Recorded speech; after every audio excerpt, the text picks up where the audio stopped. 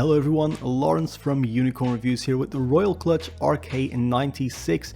I recently got to try the RK89 and I found it a little bit too compromising. The RK96 offers that sweet 69% layout that I love so much, but does it have any shortcomings? As always, we'll start with a physical overview. At 1.4 kilograms, the RK96 is heavy enough not to move around on your desk, while also being somewhat portable. It's 37.5 by 18 centimeters, and that is including the magnetic wrist rest. That's a really nice feature, by the way. I think more companies should include this. The RK96 also has two-stage flip-out feet, and I hope these get looser over time because holy carp, these are some stiff boys. It actually hurts my fingers to extend these feet. As the name suggests, there are 69 keys and you can choose between clicky, tactile or linear. All versions seem to cost 97 euros once you include taxes. I saw the same phenomenon with Echo, who also lists its price without taxes, which, believe it or not, is actually illegal in Belgium when you're selling to consumers. I really hope companies change their ways soon. A little rant over. Next up is the USB hub. I like the included 2-port USB hub on the RK96. Sure, it's only going to be useful for those using the tri-mode keyboard with a cable, but it's better to have it than to not have it. The battery inside the RK96 is 3750 mAh and should last over 10 days if you turn the lights off. If that's the same for both Bluetooth and 2.4 GHz, I don't know. I've been using this keyboard on and off for the past couple of weeks and I'm still at 50% battery. The board also offers a horizontal volume dial and a mute button. Both very handy features at the expense of a dedicated insert page up or page down button. Royal Kludge manages to get all the function keys and a dedicated print screen and delete key in place by not using any spacing on the top row. The arrow keys and numpad are luckily very much separated. I got my RK96 with the linear red switches. These are Royal Kludge branded, and while they help lower the cost, I personally find them a little bit too scratchy and too pingy. But given that this is an entry-level board, I understand that we don't get hand loop Telios. Just like the switches, the stabilizers are serviceable but not great. Here's a short typing test of the stock keyboard to get an idea of how it sounds.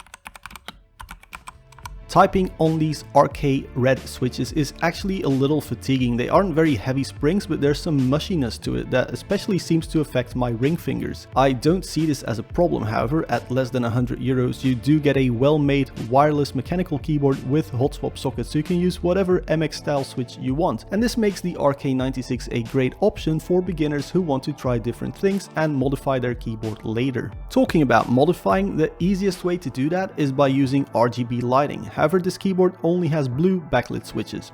It is Pride Month while I'm publishing this video, so sorry, I guess. To really customize this board then, we need to open it up. Luckily, it's a fairly simple tray design without any hidden screws. Between the plate and the PCB is some EVA foam, and under the PCB you'll find some lower density stuff just to make the board sound a little less hollow. Overall, the board looks pretty decent on the inside, and I think it's a great starting point for people who want to do something custom. Of course, this isn't the only 96% keyboard on the market. It's not even the only one in my room.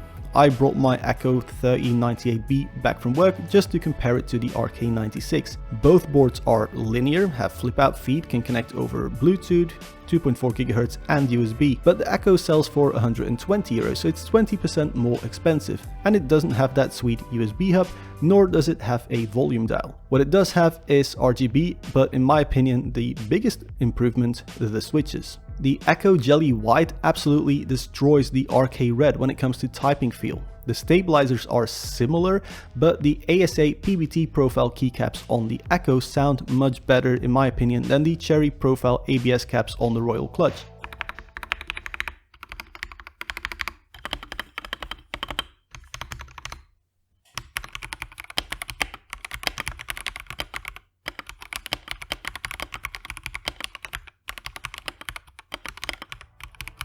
but then the Royal Kludge caps shine through, so you get to pick your poison here really. Personally, I think both boards are different enough to not directly compete. The Royal Kludge is a great board for people getting into customizing keyboards to get the most out of it, whereas the Echo is a buy and forget solution, which is better out of the box at a higher price. Anyway guys, if you like this video, please subscribe, bell icon, share, like and comment if you have any questions. That's it for me today. I'll see you guys in the next one. Cheers.